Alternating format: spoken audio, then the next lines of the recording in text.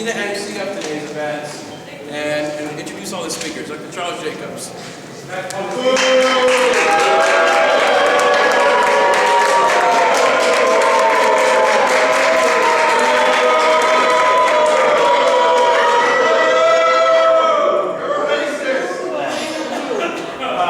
I had a long talk with your organizers, and we had a 40-minute conversation, and I asked him, what race am I against? And he said, well, it's really not race, but we use that word anyway, so it's not being normal. Who did you talk to? Not us!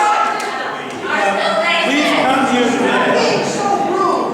Stop being so racist! What race? You'll be polite when you let refugees into the state of Rhode Island!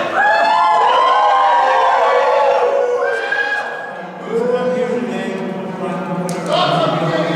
to reconsider the unconditional welcome of Syrian refugees, whose culture fundamentally rejects our way of life.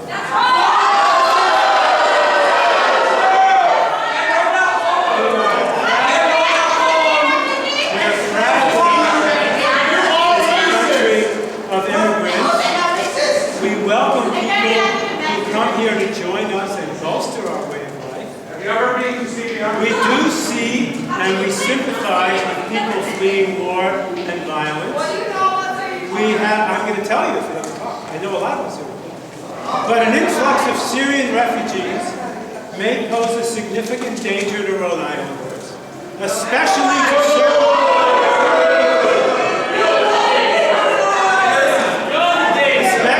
to certain communities in Rhode Island, namely gays, women, and most especially Jews. All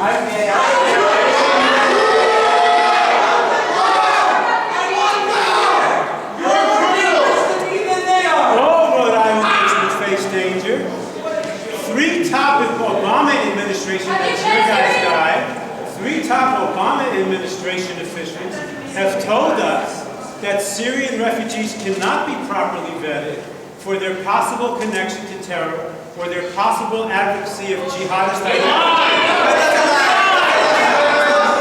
Well, don't listen to me. FBI Director James Comey said, quote, "We can query our databases until the cows come home, but nothing will show up because we have no record of them." That's not true! Not true, it's a lie!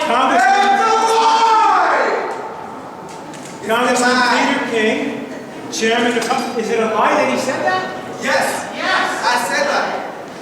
Congressman Peter King, Chairman of Homeland Security, said there is absolutely no real way of vetting these refugees.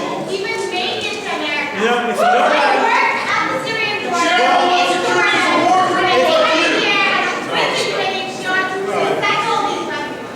James Clapper, Director of National Intelligence, says he has a huge concern about ISIS's ability to infiltrate the country by the Syrian refugees. I didn't make that up, he said. No, people like you created ISIS.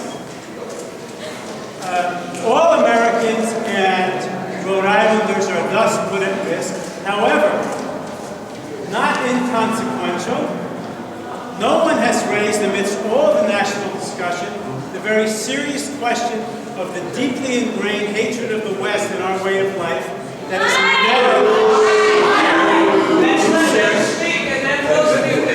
Well, you know what? If you shout me down, that shows you don't respect the American way of life. We have civil...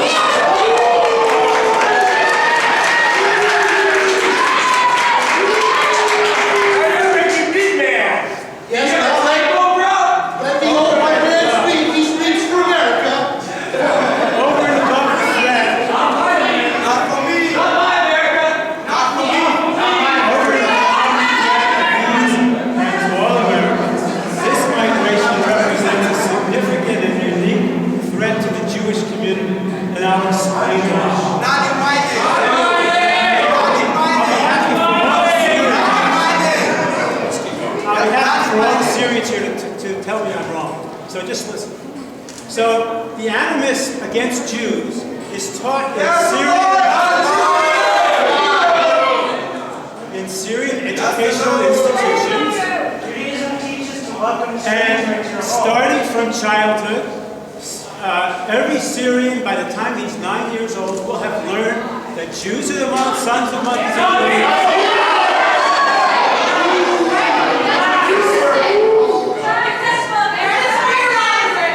Refugees who come here will have gone to these schools in Syria. Studies of Syrian school curricula show that practically every Syrian refugee will have been taught to hate, especially Jews. That's a lie. I have the data. You have the data. We'll discuss it. A study of Syrian textbooks written in 2000 shows that the regime works to indoctrinate children with the idea that their duty is to raise them.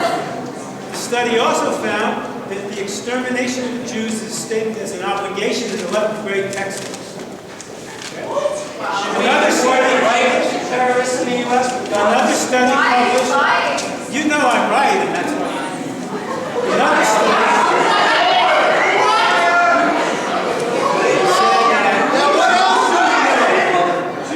Jews were the enemies of Islam, the enemies of all mankind, and the enemies of God himself.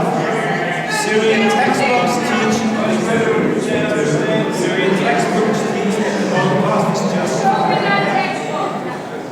It's online. And the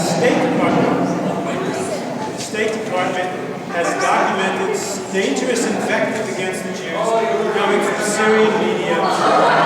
And indeed, on Syrian television, there was a play, maybe if you were there you saw it, of Jews killing Syrian children and using their blood to make matzah.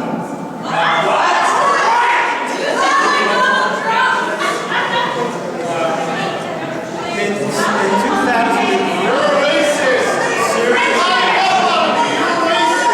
Syria's ambassador to Iran said, and I quote, Syria has documented the proof that Israel's involvement in the September 11th terrorism.